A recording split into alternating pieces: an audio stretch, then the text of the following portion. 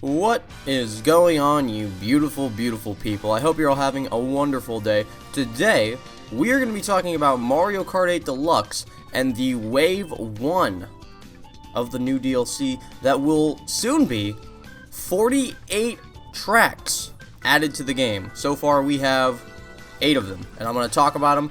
This is going to be short, sweet, and also unscripted because I want to.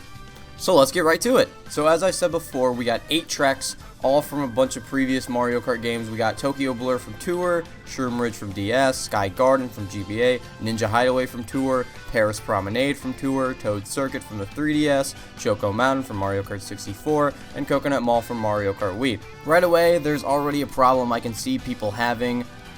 None of these will be new tracks. Now that was made clear in the trailer, but that still could irk some people because most likely, they've already played these tracks before. I've played most of these tracks before, aside from the ones in Tour, so just getting rehashes from previous games that they have most definitely already played can be a bit of an issue. Another thing that irked some people is that they're all going to be from Tour. And I don't mean just the tracks that are listed from Tour, like Shroom Ridge, for example, is from DS, right? But they took the version that they used for Mario Kart Tour. Same goes for Sky Garden and Choco Mountain. And the only one where they really brought it back and reimagined it for 8 was Mario Kart Wii. But even then, they didn't add any anti-gravity sections. They didn't add any underwater sections. They kept it straight 1-to-1, just added a Mario Kart 8 skin to it. And some people may find that to be a little annoying. Because when it came to retro tracks, Mario Kart 8 had really good ones because they were all reimagined in some way. So even down to the most minute thing, like in Mario Circuit, it just adds an anti-gravity course onto a U-turn. That's it, but it's still cool, and they had runoff area, and it doesn't look like trash from the Mario Kart Wii retro tracks, and it was good. But they're gonna look good, but they're not gonna be reimagined. They're gonna be straight from Tour. Now, for some people, like I said, that is gonna be a problem. But if you're like me, and you haven't played a single second of Mario Kart Tour, this isn't really a problem. Because these reimagined tracks, while I do know that they are from Tour, they're completely new to me. Tokyo Blur, Ninja Hideaway, Paris Promenade, they're all new. They feel like new tracks, even though they exist in Tour. And I didn't have to play them in Tour because I've heard nothing good about that game.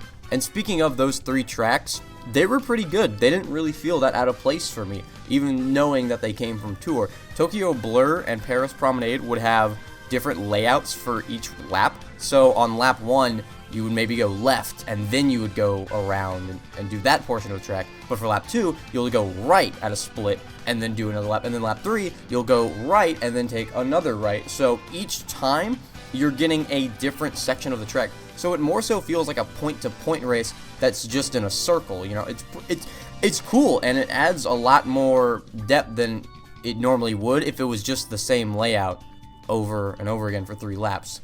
Ninja Hideaway's track was really interesting because that one was the one that was the most out of place for me, and it is kind of in a bad way. I remember I was playing with a friend, right, and I told him, this plays like a Mario Kart Wii custom track, and sometimes, you get good custom tracks, but other times you get ones that, they don't really know what they're doing, and the layout's kind of all over the place, and it just really felt that way because there were a lot of cramped corridors, and there were a lot of pillars, just right on the track that you could run into, stuff that wouldn't normally be in a Mario Kart track. It just felt the most off to me. It was still fun, but it just felt it was like an uncanny valley version of a Mario Kart track, basically. Toad Circuit was probably the worst out of the 8 tracks we got, just because of how simple it is.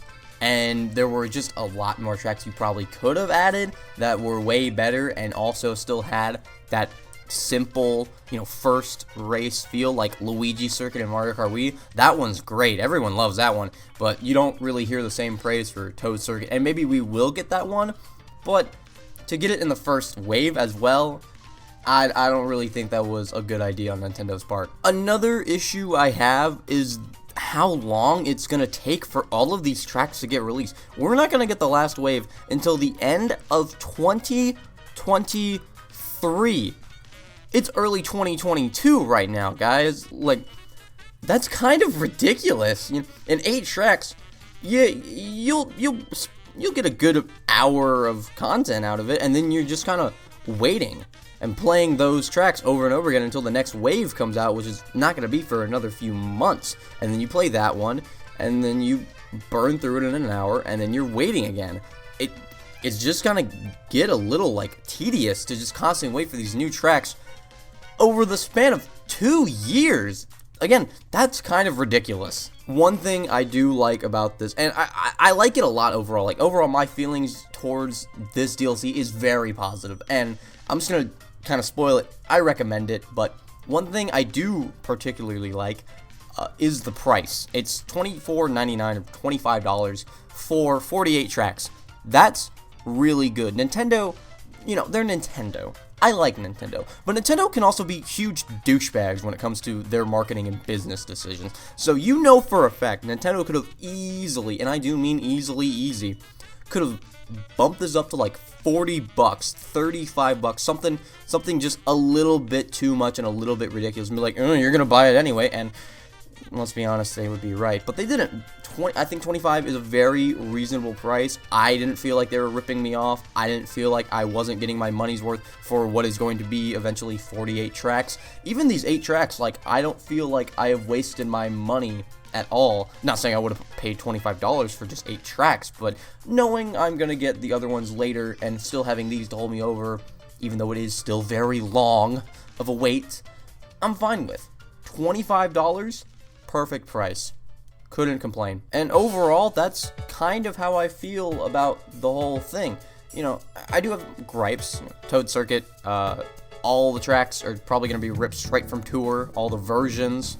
We're not really going to get any classic Mario Kart 8 reimaginings. It's just going to be the one-to-one versions, so there is stuff to complain about, don't get me wrong. And then you talk about like the different styles, because Tour looks different and it clashes with the original track styles. There is stuff to gripe over, but at the end of the day, I know I'm gonna sound like a Nintendo fanboy here, but I love Mario Kart 8 Deluxe, and I am getting to play this game more with some tracks that I have never played before, and some versions of tracks that I have never seen before for a reasonable price and a super long wait.